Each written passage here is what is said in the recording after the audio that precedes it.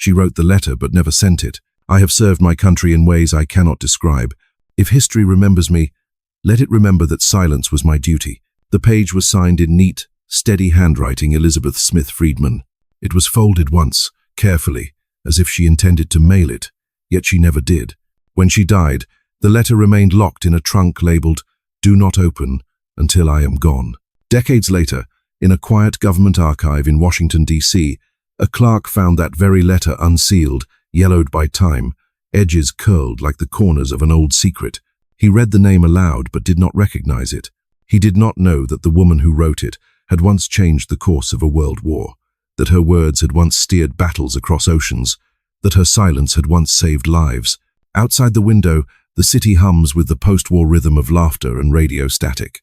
Inside that room, the only sound is paper shifting against paper, an archive breathing. Her story sleeps there, between the pages, waiting for someone to remember. They say wars are written by generals, by soldiers, by the men whose names fill textbooks. But sometimes the greatest battles are fought without uniforms, without applause, without witnesses. Sometimes they are fought by those whose voices are forbidden and whose victories must remain unsaid. Elizebeth Smith Friedman was one of them. Before the war, she loved poetry more than puzzles. Before the codes, there were only words. Before the silence, there was music, conversation, and laughter. Then the world began to burn, and she was asked to listen to the fire. Her story begins here, with that single letter no one ever read. And if you've ever wondered why some heroes vanish while others are celebrated, stay with me a moment longer, because this time, history is ready to listen. If you believe forgotten voices deserve to be heard again, leave a thought below and listen closely. This one begins in silence. The letter fades. The page dissolves into a memory of sunlight. Long before the war, long before radios whispered in code, Elizebeth Smith was simply a young woman who loved words. She studied literature at a small women's college in Indiana, where her notebooks were filled not with equations, but with poems lines that measured rhythm instead of frequency. She often said language was a living thing, breathing through patterns only the patient could hear. Perhaps that is why, when the world began to communicate in secrets, she was one of the few who could still understand the sound of meaning hiding beneath structure.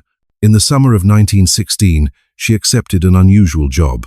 A wealthy man named George Fabian had built an eccentric estate outside Chicago, half mansion, half laboratory, and invited scholars to prove that William Shakespeare had hidden secret messages in his plays. It sounded absurd, but Elizebeth needed work, and curiosity was stronger than pride. When she arrived at Riverbank Laboratories, she was 24. The house looked like a castle fallen out of a dream, marble lions guarding doors, peacocks wandering the lawns, and everywhere the sound of typewriters tapping out theories. Fabian's researchers searched Shakespeare's lines for hidden ciphers, convinced that truth itself could be encoded in rhyme.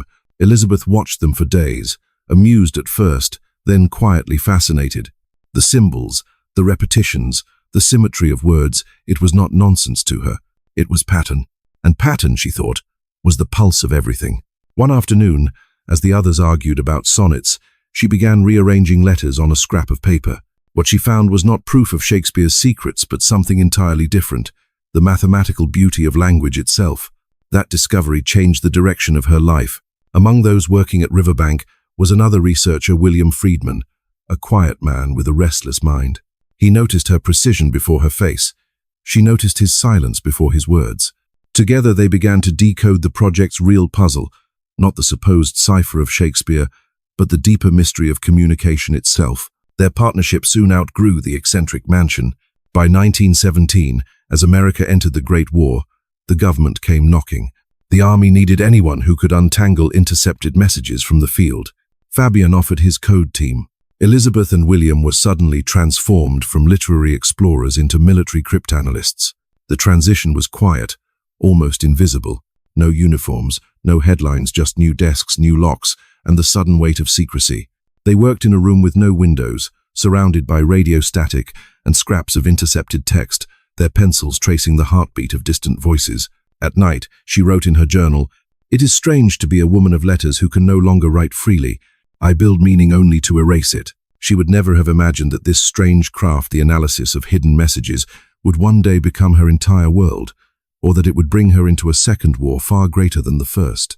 For now, she was simply Elizebeth, a woman slightly out of place, too scholarly for the secretaries, too female for the soldiers, too curious for either. But every code begins with the wrong symbol, and every revolution begins with someone who doesn't belong. When the war ended, most men returned to their professions. Elizabeth stayed. What she had learned in those quiet rooms had become part of her thinking, how every silence hides intention, how every message conceals another beneath it. By the time the next global conflict began, she had already mastered the art of listening to what others could not hear. The years after the First War drifted by like paper carried in a slow wind. Factories roared, cities grew, and the world convinced itself that peace would last forever. But for Elizabeth, silence had already become a habit she could not unlearn. She and William moved east, working quietly for the United States government. Their office had no sign on the door. Officially, it was listed as part of the Treasury Department. Unofficially, it existed for one reason only: to listen. Day after day, Elizabeth received stacks of intercepted messages from rum runners and smugglers who filled the coasts with contraband liquor during Prohibition. While others chased ships across the Atlantic, she chased patterns through strings of letters and numbers. She called it the arithmetic of deceit. Within months, her small team of women broke every major smuggling code along the eastern shore. Newspapers praised the men of the Coast Guard for their success. Her name was never mentioned. It did not matter to her then. She believed that truth did not need witnesses. But truth, like code, demands to be read by someone, and history, as she would learn, does not remember the quiet. By the late 1930s, Europe had begun to darken again. Reports whispered of fascist sympathizers moving through South America, radio operators, German agents, men whose signals skipped across oceans like stones on water.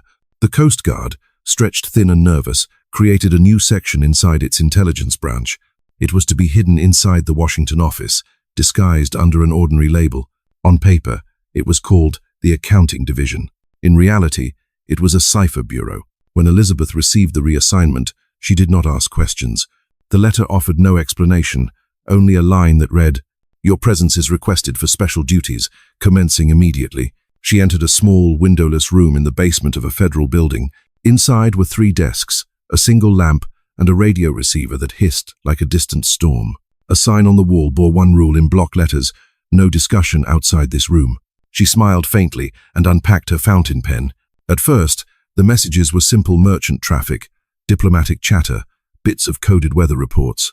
Then came one transmission that did not fit any known pattern: 5-letter groups, irregular spacing, and an unusual rhythm that repeated every few seconds. She leaned closer to the receiver, closed her eyes, and began writing down what she heard. It was German, but not quite. The syntax was fractured, mixed with Spanish words and occasional English. To anyone else, it would have been gibberish. To Elizabeth, it was music with a secret key. Within weeks, she and her small team realized what they were listening to: a network of Nazi agents operating across South America, communicating through shortwave radio under the guise of commercial transmissions. They called the operation Bolivar. Each message she cracked revealed a piece of an invisible map: ports, names, shipments, coordinates. Each success tightened the net. Each report she wrote was signed not with her name, but with a code number. At night, she walked home past the floodlit monuments of Washington. From the outside, she looked like any other civil servant, a woman carrying a stack of papers after dark. But behind those pages were lives, movements, and secrets that could tilt the balance of nations. No one on the street would ever know. That anonymity suited her, but sometimes she wondered if the silence itself had begun to speak through her. Her diary from that year contains one line, written without date: "The enemy listens, so must I. The difference is only purpose." In that single sentence lay the quiet paradox of her work. To fight deception, she had to live inside it. To protect truth, she had to erase her name from it. And soon, the war that consumed the world would demand every ounce of that silence. The war had not yet reached American soil, but its echoes traveled freely through the air. Every night, the shortwave bands trembled with messages, faint, crackling voices skipping across oceans, bouncing between continents. To most, it was noise. To Elizabeth, it was language disguised as chaos. Her small office in Washington had grown into a dozen rooms, though still hidden behind the false title Accounting Division. The women who worked there wore no uniforms and carried no identification beyond a small metal badge stamped with a serial number. They called themselves listeners, though what they listened to were not words but patterns: the rhythm of repetition, the distance between pauses, the frequency of error. Every intercepted message arrived on thin strips of paper, printed in 5-letter groups. There was something both intimate and impersonal about them, like postcards sent from a storm. One evening, she spread a new message across her desk. It read, Axel Lau, O NCR, Bziv Lauxes. She copied the letters by hand, letting instinct guide her pencil. It was not the content that spoke to her. It was the shape. Every language, she believed, has its pulse. Even when buried in ciphers, that pulse survives. The Germans hid their meaning in structure. She uncovered it in rhythm. Her method was quiet genius, neither mechanical nor mathematical, but musical. She would hum softly as she worked, marking the rise and fall of letter frequencies, as though translating a song no one else could hear. Her assistant sometimes paused at the door, listening to the faint melody that accompanied each decryption. When the translation finally appeared, it was chillingly mundane. A list of coordinates and shipment codes sent from Buenos Aires to Madrid. But behind those sterile details lay movement ships carrying intelligence, gold, propaganda. By decoding them, she wasn't simply breaking messages. She was tracing veins of influence stretching across the hemisphere. Her reports moved up the chain to the Navy, then to the White House, though her name never traveled with them. The documents were signed USCG Unit 387, nothing more. When an intercepted message led to the arrest of a German courier in Brazil, the official press release credited British sources. Elizabeth read it in silence, folded the newspaper, and returned to her desk. The following night, the static returned stronger than before. Enemy operators had changed their cipher keys. Her team started over, recording hours of transmissions, filling the room with reels of thin wire tape that hissed like snakes coiling in the dark. The air smelled of metal and ink. She worked for 14 hours without pause, her fingers stained black from carbon paper. At last, just before dawn, she found the floor a single misplaced letter repeating every 61 characters. It was the opening she needed. By mid-morning, the message lay decoded, an update from a German spy in Chile, detailing Allied ship movements in the Caribbean. She took the decrypted sheet to her supervisor. He nodded once and left to deliver it personally to Naval Intelligence. When he returned, he said only, "Good work. It's already in action." That was the closest she would come to recognition. That evening, Elizabeth sat alone in the break room, listening to the faint hum of the building. Through the window, she could see the Capitol dome shining under the night sky. Below it, thousands of people slept, unaware that a war was being fought for their safety, fought not with bullets, but with pencil marks and midnight patience. Her diary for that night contains a single entry. "The closer I listen, the quieter the world becomes." The war was far from over, but now its heartbeat pulsed through every frequency she could hear. The war she fought existed on no map. It had no front lines, no trenches, no medals, and no flag. It was a war of paper, ink, and silence. A war where victory meant nothing could ever be said aloud. By the early 1940s, her intercepted messages had formed a web stretching from Argentina to Chile, from Brazil to Mexico. Every point on that web connected to a German station, a courier, or a diplomat working secretly for Berlin. They called themselves Bolivar agents. Elizabeth called them ghosts. She and her team had broken so many of their ciphers that she could now recognize a transmitter by its rhythm alone. When one operator died or fled, another would replace him, using the same machine, the same impatient pauses. It was like recognizing a voice in darkness. Every few days, a courier from Naval Intelligence arrived at her office with a canvas bag. Inside were printed intercepts from South American listening posts. The messages looked harmless weather data, trade manifests, but behind the simple codes hid instructions for espionage, money transfers, and political manipulation. Each time she cracked one, another would appear, more intricate than before. The results of her work began shaping military operations far beyond Washington. The Navy used her decrypts to reroute convoys away from enemy submarines. Diplomats used her findings to pressure Latin American governments into severing Axis ties. By the time America formally entered the war, the German spy network across the continent had already begun to collapse, crushed by invisible hands that never appeared in reports. And yet, when newspapers announced the victory, they gave the credit to others. Headlines shouted, "FBI uncovers massive Nazi ring in South America." The photograph showed stern-faced men in suits standing beside confiscated radios. No one mentioned the woman whose pencil had traced those very signals, whose notes had led to every arrest. In her office, Elizabeth read the article in silence. She did not complain. She did not even sigh. Instead, she folded the newspaper carefully and placed it inside a drawer marked "discarded." Then she returned to work. Her colleagues knew the truth. though they too were forbidden to speak of it. A younger analyst once asked her, "Doesn't it bother you, ma'am, that no one knows?" She smiled faintly. "Someone must do the work," she said. "Fame is only noise." But sometimes, when the building emptied at night, that noise haunted her. She would pause beside the radio, listening not to the signals but to the silence between them. In that silence, she could almost hear her own absence, the sound of history being written without her. One evening she stayed long after everyone had gone. A storm was breaking over the city, thunder rolling like distant artillery. On her desk lay an intercepted message that refused to yield. She stared at the rows of letters until they blurred, until the symbols turned to waves. When the answer came, it was sudden and cruel. She realized the message described the capture of an Allied convoy near the Caribbean one she had warned about days earlier. Her report had not reached the right hands in time. She closed her notebook and sat in the dark for a while, listening to the rain against the window. She wrote one line in her diary: "For every code broken, one still breaks us." By dawn, she was back at her desk, steady as ever, her pen moving through fresh intercepts. To those around her, nothing seemed changed. But in that quiet moment, something within her had hardened the understanding that the war she fought would never end with celebration. It would end, if at all, with forgetting. Morning light spills across the same desk where she spent the night before. The war outside the walls is loud now, sirens, headlines, parades of new recruits marching through the capital. But inside her office, time has narrowed to the rhythm of radio static and the soft scraping of pencils. Every letter she decodes becomes a quiet conversation with an unseen enemy, and every letter she writes to the one person who truly understands her work must say everything without saying anything at all. Those letters are addressed to William. Her husband, once the country's leading cryptologist, now works for the Navy in a facility so classified that even she cannot know its name. The two of them live apart, separated by oceans of secrecy. When she writes, she can only speak in metaphors. "My dearest," she begins in one. "I am still tracing patterns in storms. They shift faster now, but the rhythm is familiar. I think of you whenever a message almost makes sense." Weeks later, his reply arrives. The envelope bears no return address. The handwriting trembles.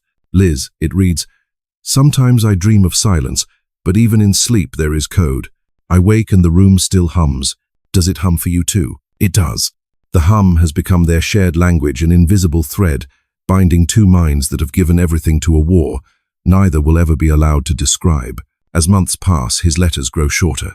The handwriting weakens. He begins repeating phrases. "It's too loud.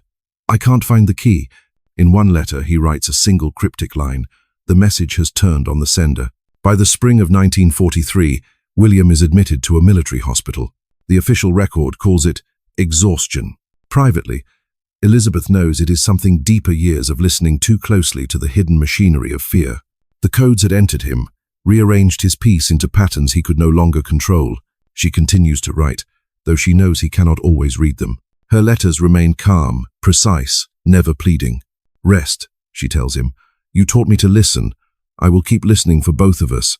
Each night after work, she walks home past the reflecting pool near the Washington Monument. The water mirrors the faint glow of searchlights scanning the sky.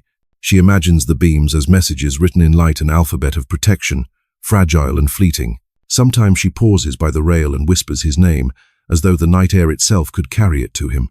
Then she returns to her small apartment, sits at her kitchen table, and writes one more letter she will never send. "You said once that meaning hides inside repetition.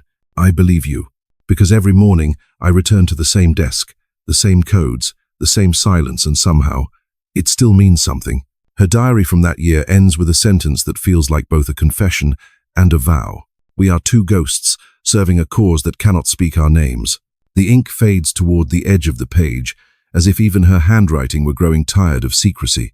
Outside, Washington continues to roar with factories and faith, but within her, a quiet loyalty remains, the stubborn devotion of a woman still waiting for her husband's silence to break. Spring melted into summer, and the war no longer felt distant. Every newspaper headline screamed of bombings, invasions, and breakthroughs, each one claiming to reveal the turning point of history.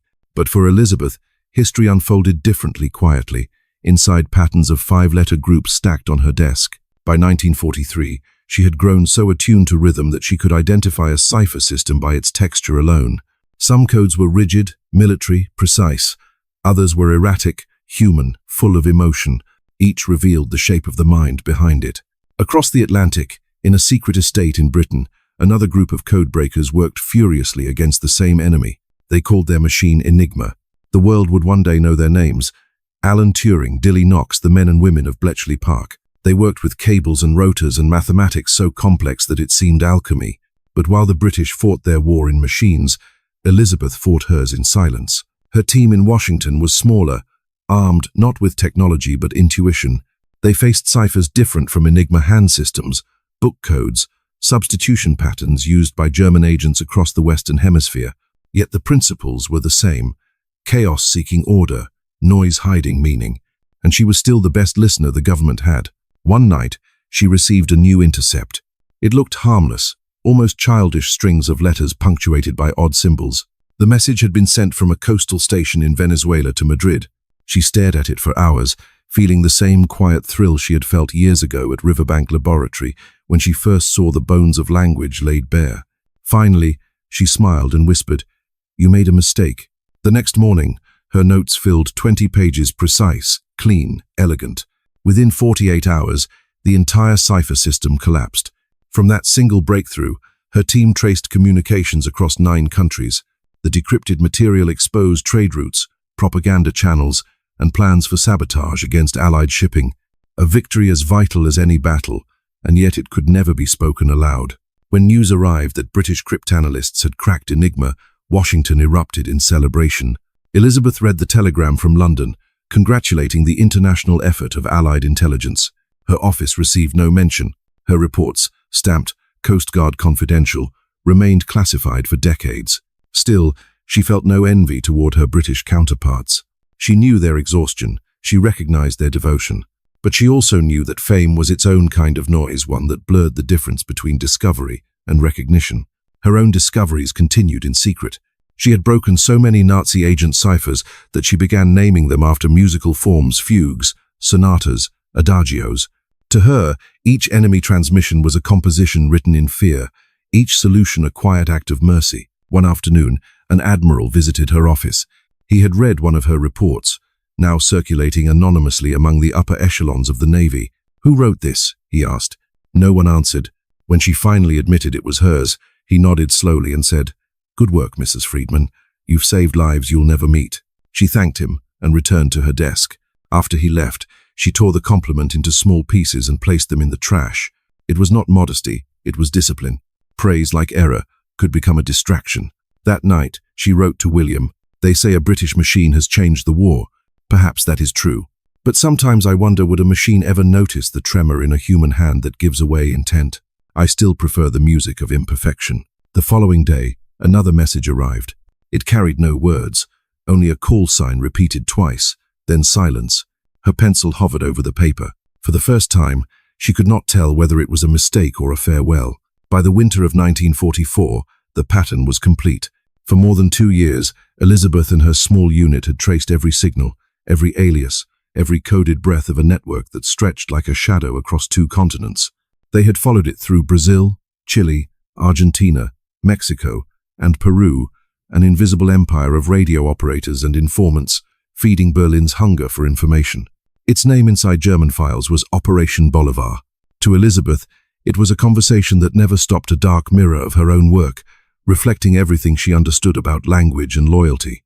Each transmission she intercepted was a whisper between men who believed they were unseen. Each one was an opportunity to prove that even in war, truth had a rhythm, and she could still hear it. The final breakthrough came not through brilliance but through fatigue. Late one night, her assistant, a young woman named Claire, dropped a strip of paper on the floor. It landed upside down. Elizabeth bent to pick it up and froze. Reversed, the sequence suddenly made sense. The Germans had begun reading their own messages backward to disguise frequency patterns. That simple inversion unraveled the entire system. By dawn, her office was filled with maps, marked in pencil lines and circles. She could see the routes of couriers traveling by sea, the points of contact in Buenos Aires and Rio de Janeiro, the relay stations hidden behind coffee plantations and consulates.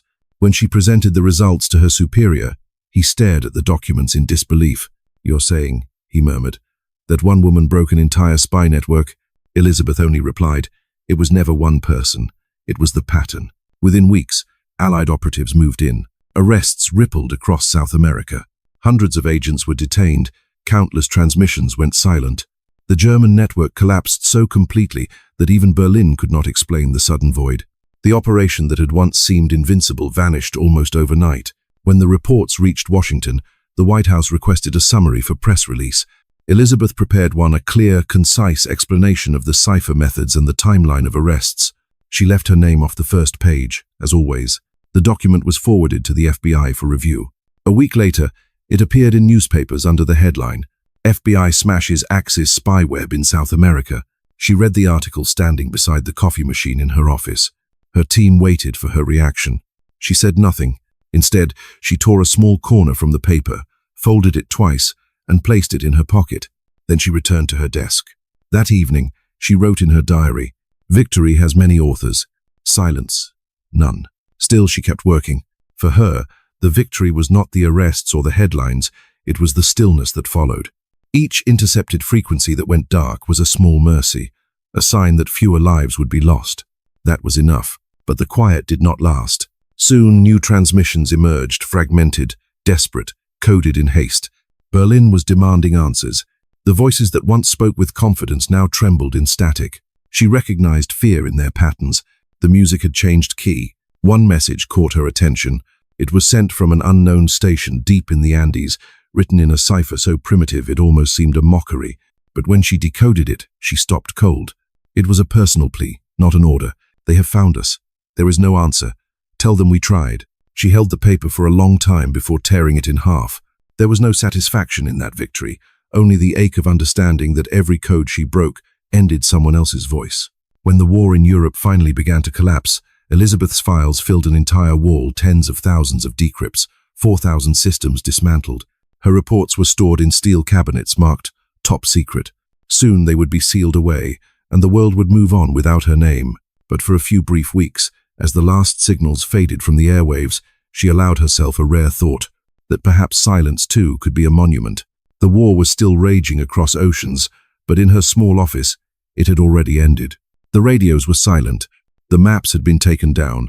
Her team was reassigned, their desks cleared as if they had never been there. Only the smell of dust and ink remained, a ghost of effort too secret to acknowledge. Elizabeth sat alone at her desk for the last time, listening to the quiet that followed the collapse of the Bolivar network.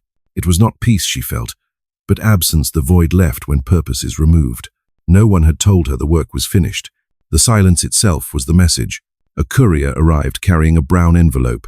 Inside was a typed memorandum from the Treasury Department. Effective immediately, personnel of the accounting division are to refrain from all discussion regarding past operations. Violation will be subject to penalty under the Espionage Act. She read the words twice. Then she placed the paper carefully in a drawer and locked it. Her fingerprints smudged the handle. That would be the last time her name touched anything official. Outside, Washington was celebrating. Bands played in Lafayette Park. Streamers littered Pennsylvania Avenue. Men who had never heard of Operation Bolivar toasted each other beneath bright electric lights.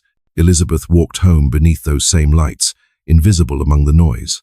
At home, the radio still murmured news from Europe. Her husband's voice, faint and uncertain, echoed in memory.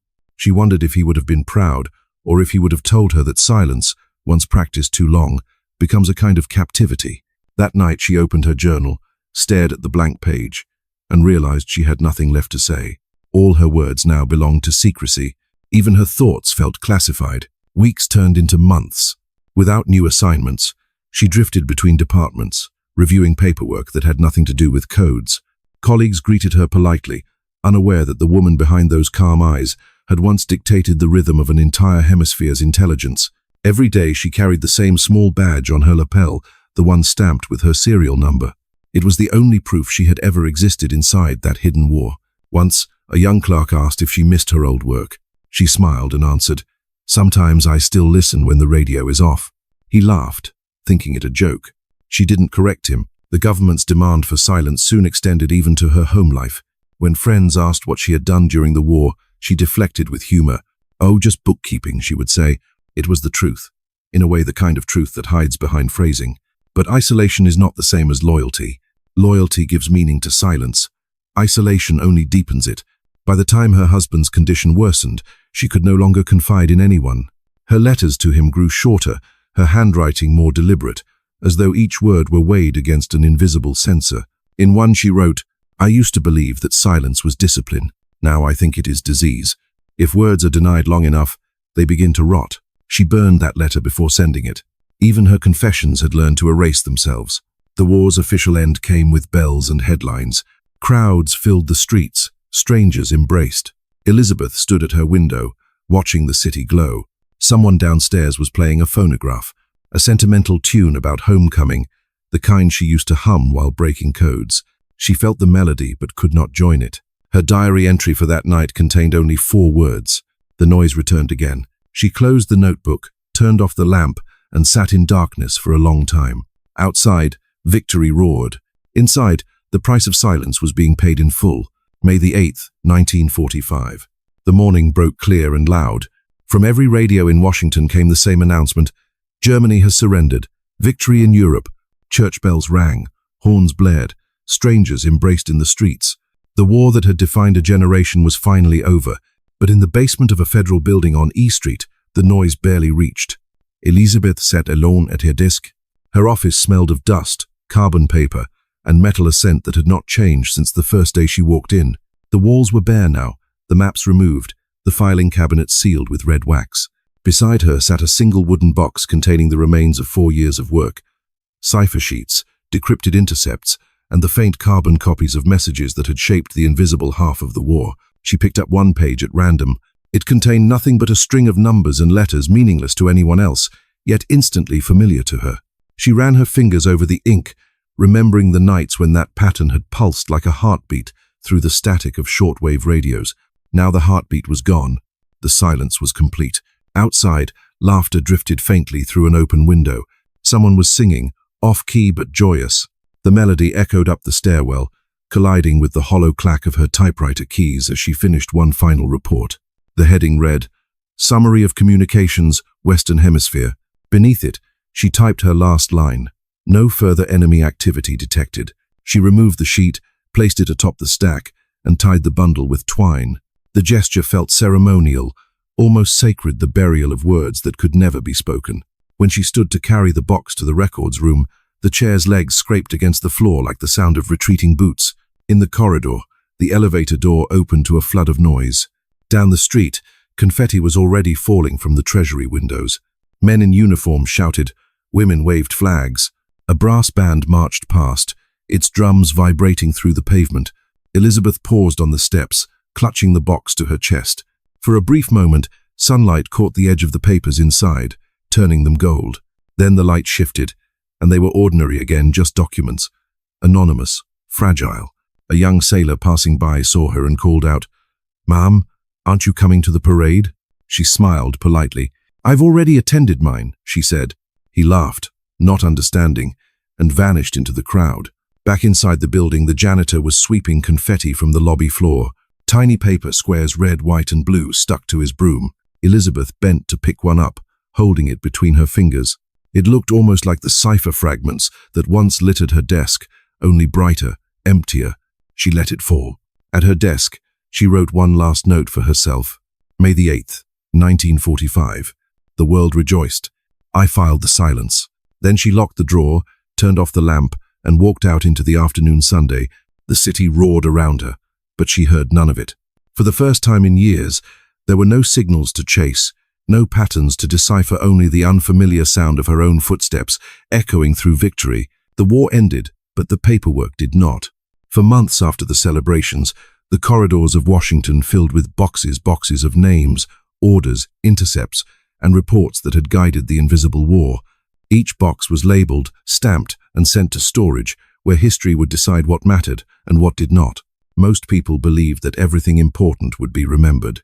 Elizabeth knew better. Her office was dismantled in the summer of 1946.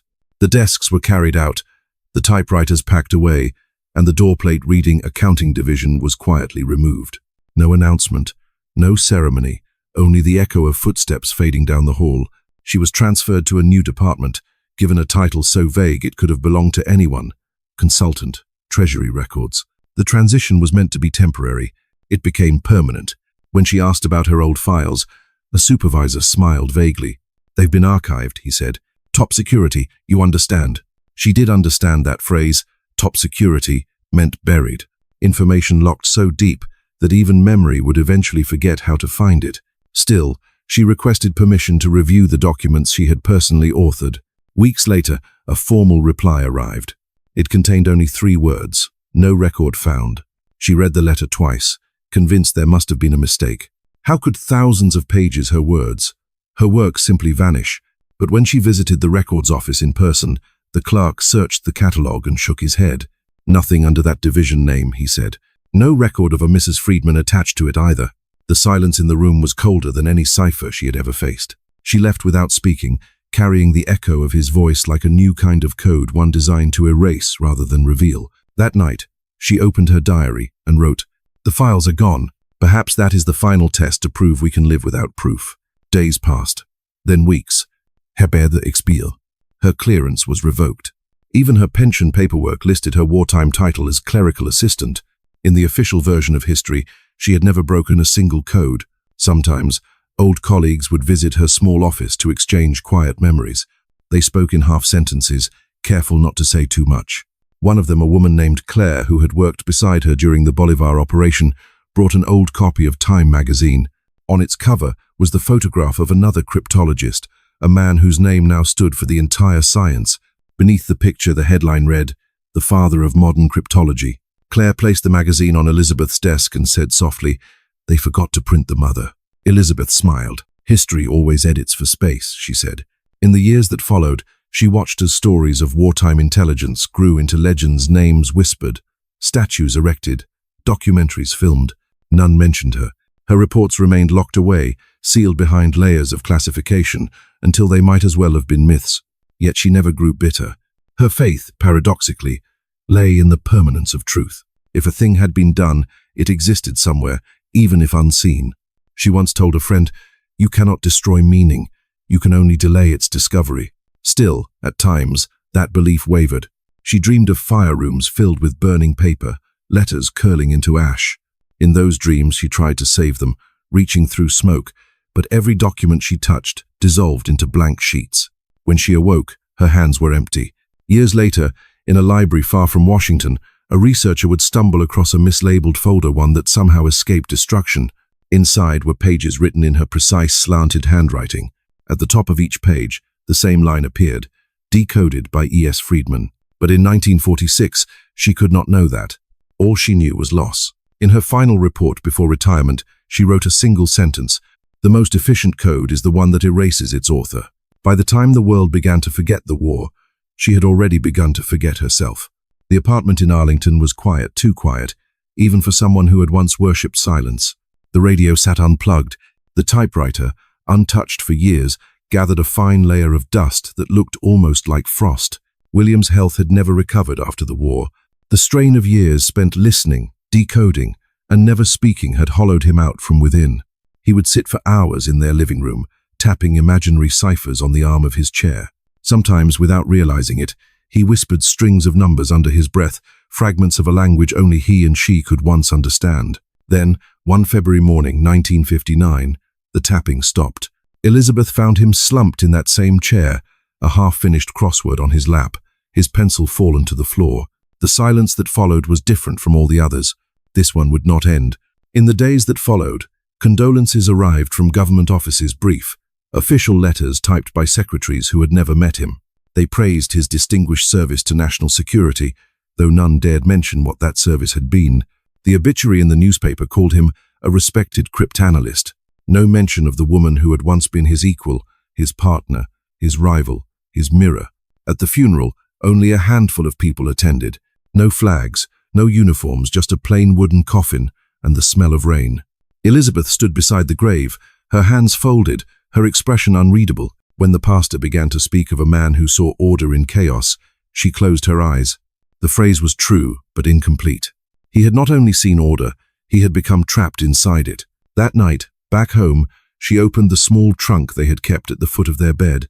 Inside were letters, hundreds of them spanning more than 3 decades. Most were written in careful code, phrases that only they could decipher.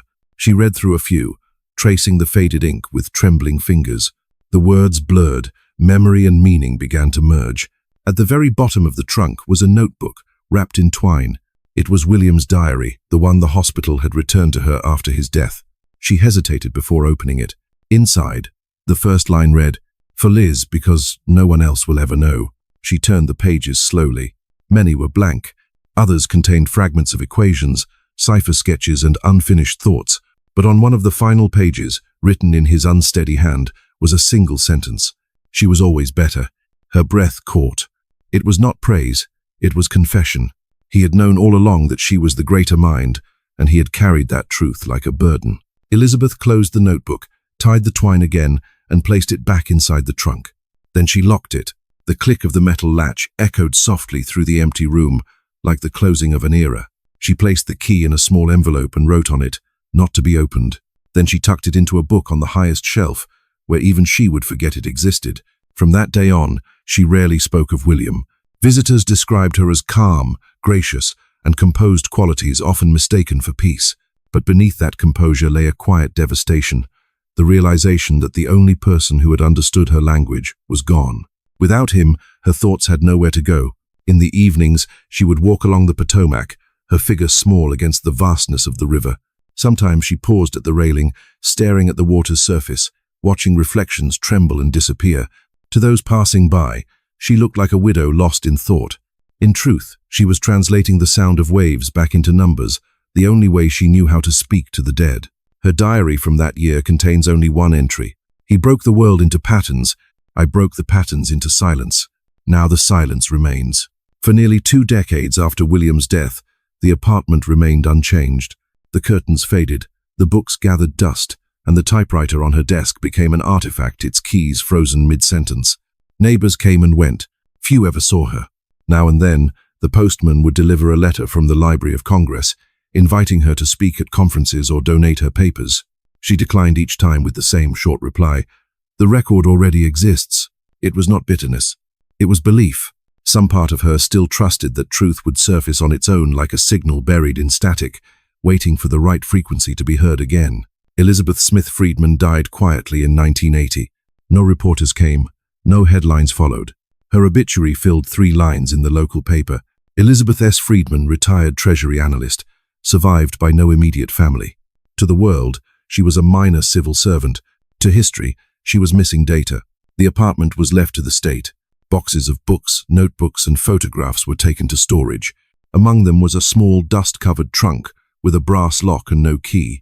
Someone had scrawled "Misc Personal" on a tag tied to the handle. It was sent to a government archive warehouse outside Washington and shelved among thousands of forgotten belongings. There it waited through renovations, relocations, and years of silence. Then, in the spring of 1996, a new archivist began cataloging unprocessed materials from the post-war era. Her name was Anna. She was 27 years old and had never heard of the Friedmans. When she came across the small trunk, she almost ignored it. The tag looked unremarkable, but curiosity, perhaps destiny, made her pause. The lock had corroded with age, so she pried it open with a thin screwdriver. Inside, she found carefully folded letters, photographs, and notebooks wrapped in yellowed ribbon. At the very top lay a small envelope labeled in faded ink. "To whomever breaks the code." Anna hesitated, then opened it. Inside was a single sheet of paper covered in Elizabeth's delicate handwriting. It read, "If you are reading this, it means the noise has finally quieted. My life's work was not invention but translation, turning chaos into understanding. The rest erased itself, as it must. Truth is patient. It waits beneath the dust until someone listens again." Below the note was a signature ESF, and beneath that a cipher grid drawn by hand. Anna recognized none of the symbols, but she sensed meaning in their precision.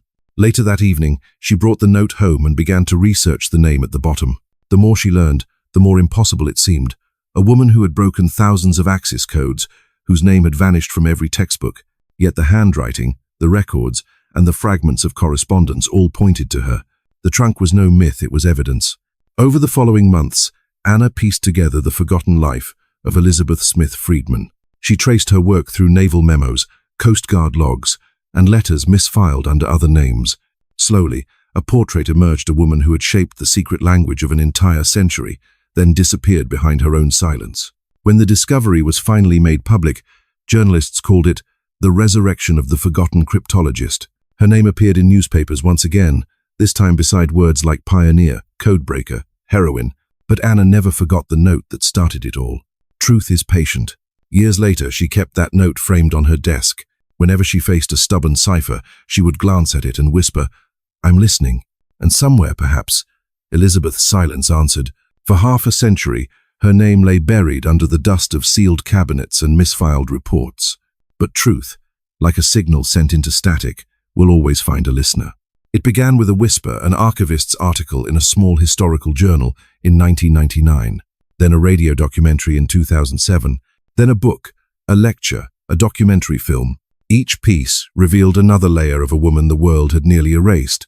By the time her classified work was officially declassified in 2015, the story no longer belonged to the shadows. Boxes stamped top secret, Coast Guard intelligence were opened for the first time in 70 years. Inside were thousands of pages, each marked with her handwriting, precise, elegant, unmistakable. Every report bore the same quiet title, Decoded by E.S. Friedman. Historians began piecing together what she had accomplished, how she had founded the first code-breaking unit in American history, how she had dismantled the Nazi spy network across South America, how she had helped shape the methods that would one day define the modern intelligence community, and how she had done it all without recognition, while others received medals, promotions, and statues. The evidence was undeniable. The myth of the father of cryptology now had a counterpart, the mother of cryptology, a title she would never have chosen for herself, but one that finally restored balance to the narrative. In 2017, a statue of Elizebeth Smith Friedman was unveiled at the National Cryptologic Museum. It stands not in grandeur but in grace, her figure calm, her gaze fixed on an invisible horizon, her hands resting on a sheet of code. The plaque beneath reads, "Her work saved lives, shortened wars, and reminded us that silence is not absence." Visitors often pause before the statue, sensing something deeper than history, a conversation between recognition and restraint. Among them, sometimes, stands Anna, the archivist who found the locked trunk decades earlier. She brings flowers on the anniversary of Elizabeth's death, places them gently at the base, and whispers, "I'm still listening." Around the statue, children on school trips take photographs, their teachers explaining how one woman helped turn the tide of a global war without ever firing a shot. In classrooms across the country, her name appears in textbooks alongside the men she once quietly outperformed. The next generation learns that victory is not always loud, that courage sometimes speaks in the faint click of typewriter keys, and that truth, though delayed, never dies. Somewhere in a museum drawer, the letter from the trunk remains preserved, the same words written in her own hand. Truth is patient. Under the right light, the ink still glimmers faintly, as if waiting for one more reader to arrive. And in that faint shimmer lies her final victory, not the glory of recognition, but the return of her voice, steady and unbroken. After 70 years of silence, the world hums again, not with war, not with code, but with connection, 1,000 unseen frequencies carrying the ordinary conversations of life. Airplanes cross oceans, satellites orbit the Earth, radios whisper across continents, and somewhere within that endless static, a single frequency hums a little differently, steady, deliberate, patient. It sounds faintly, like a typewriter. If one listens carefully, as she once did, the rhythm becomes a voice, not loud, not commanding, just present. "Do you hear it?" the voice asks. It is neither past nor present, it belongs to the space between. "It was never about secrets," she continues. "It was about listening." The sound drifts like smoke, carrying echoes of the words she once wrote by lamplight in a quiet Washington office. The most efficient code is the one that erases its author. But time, patient as she was, has rewritten that code. The author is no longer erased. The silence, once a wall, has become a mirror. In archives and classrooms, her story now travels farther than any of the messages she intercepted. Students study her methods. Historians quote her reports. And every time someone decodes a hidden pattern, they unknowingly repeat her ritual, the faith that meaning can be found in noise. Somewhere, perhaps only in imagination, she sits again before her radio, the same quiet hum surrounding her. But now, when she turns the dial, she does not listen for enemies. She listens for understanding, the purest frequency of all. Her final words, preserved in the margin of an old notebook found years after her death, read, "Nothing is truly lost. Every message finds its listener, even if the listener is a century away." For a moment, There is only silence. Then, softly, the faint clicking returns, not as code, but as heartbeat. End of transmission.